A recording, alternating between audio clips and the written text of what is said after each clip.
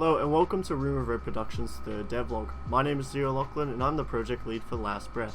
If you missed our first two devlogs, you can check them out through the link in the description of this video. For this devlog, we'll be showing off more progress of the main level, UI design, player and AI programming, player animations, and some environmental concept art. We are also happy to announce that our first playtest will be released tomorrow evening. A teaser trailer will be published with the link to the download page tomorrow. When the playtest is released, a feedback form will accompany it, either on the download page or in the game itself. We'd really appreciate you guys fill this out for us once you've played the game, as it gives us some feedback to help improve the game while it's still in its development stage. So let's start with having a look at the main level progression. So since last time I've begun doing the level layout for the basement section. As you can see here, it just has the basic grey box with some materials, trying to get a feel for what each room will feel like with those textures. There's no lighting inside at the moment and it's very bare bones, but I'll just go into unlit mode. This is kind of what the general design of the basement section will look like. Some of these are actually rooms, but they've just been blocked off because we haven't made a doorway mesh for them yet. So you have some more rooms in here. And if you can see down the bottom, that's actually the level layout underneath, where it will give me the vent locations where to go, so I can just connect that all together once we introduce the character traits. Moving back over to the main underground section. For the first playtest, we've decided to make the only playable area the underground section. We are intentionally doing this because the basement section obviously isn't near complete, and the underground section is quite small, but it will allow us to critique what we want the player to be introduced to. Since it's just a playtest, we kind of want it to be sort of a tutorial that introduces the mechanics, but once you play it a few more times, you'll understand what to do, what ways you can get around the killer, and what to actually get to escape the underground section. One of the big things I've started doing is adding a lot more decals, like just examples right here, putting these on the walls to add more detail to the environment, even doing some stuff like debris and garbage on the floor. As you can see here, more decals on the walls. Adding decals on the walls and stuff that has repeating textures, it makes it look a little different as you go down. It doesn't make it seem, oh, it's just the same repeated texture, examples are right here. Like if I just deleted that, if I deleted that, as you can see, it just looks the exact same. Adding this just adds a little more detail to the environment. One of the big changes I've done so far is expand the draining room a little bit. This is because for the playtest we want to include a puzzle item and a hiding spot so that a player can get introduced to those mechanics during the first playtest. So here would be the two hiding spots, so it'll just be technically one hiding spot because it'll just be one of the lockers. And then we'll also have one of the puzzle items that you need to be used on the puzzle itself located here. I also like the room's lighting. I think it looks really nice with the blood decals, all those reflections, making it very realistic. One thing I still need to do is add a lot of particle effects, such as ambient dust in the environment, just to make the area feel dusty, dirty, and really underground from the Earth's surface. As stated before, we will have a puzzle item, the puzzle itself, and a hiding spot. We'll also have the knife item used to defend yourself if the killer grabs you. So the knife and the rewire box will be located in the killing room. This will make it that the player has to really utilize this one-way mirror to know when the killer is actually out of that room or not, and plan a strategy to get from here all the way into there to then do the rewire all the way back out here to actually finish the playtest. Unfortunately, the character traits won't be involved in the first playtest, but for the second playtest, which will be released the week after, we plan to have a little bit more of the basement section complete, and then we can also introduce the character trait mechanics. That's all from me. I hope you guys enjoyed seeing more of the underground section. I'm excited to show you what the final dress version will look like in the coming weeks. Thanks. Hey everyone, welcome back to another devlog. Today I'm going to talk more on the UI design for the project. Over this past week I've been creating all the UI elements essentially for the game. I'm going to show you not everything, just because I don't want to spoil too much, but I'll show you at least the basic template I have going. So hang on, let me just start from here.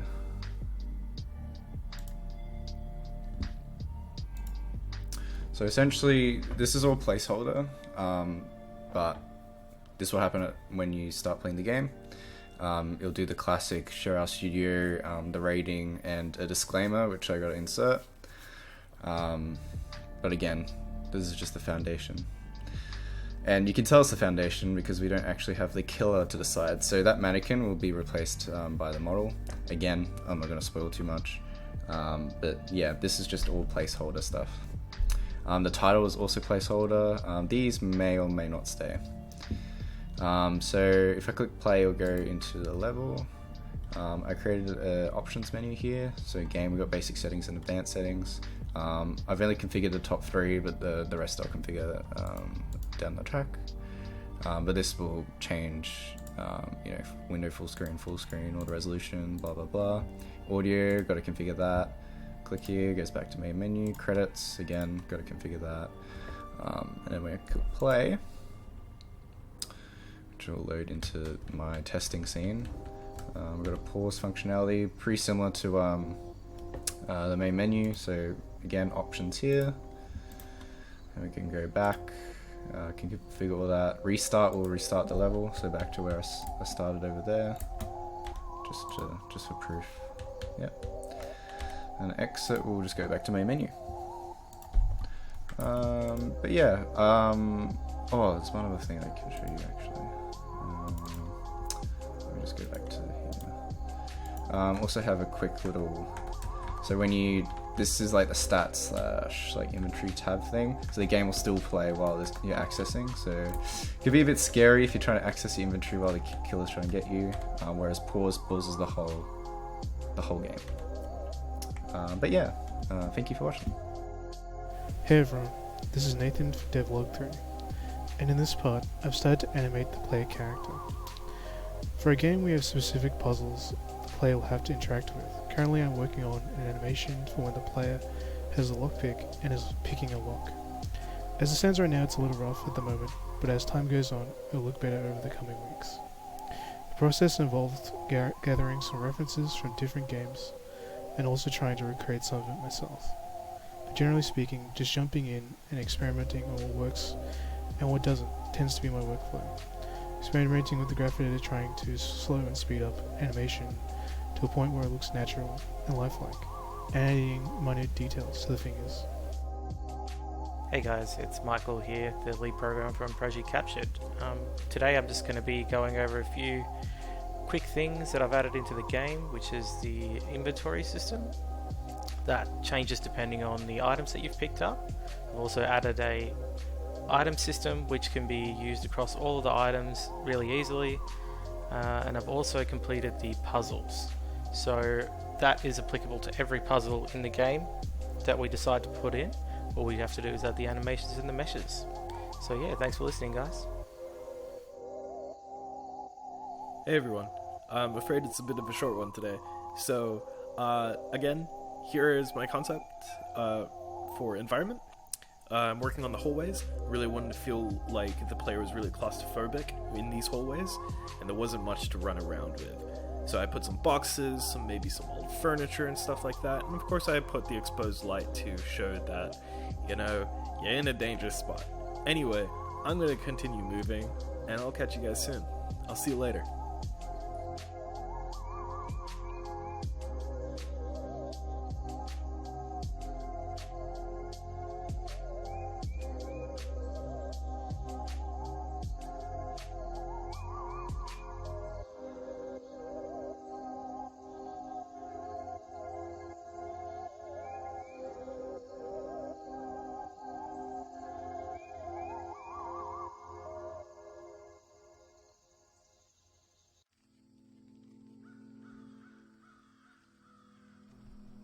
Thanks for watching guys, I hope you enjoyed Room of Red Productions' third devlog covering the development of Last Breath. If you'd like to follow us on our social media accounts, you can check out the description for links to our Twitter, TikTok and Instagram. The playtest will be releasing tomorrow, so look out for our teaser trailer that will be shared on our social media platforms. Have a good one.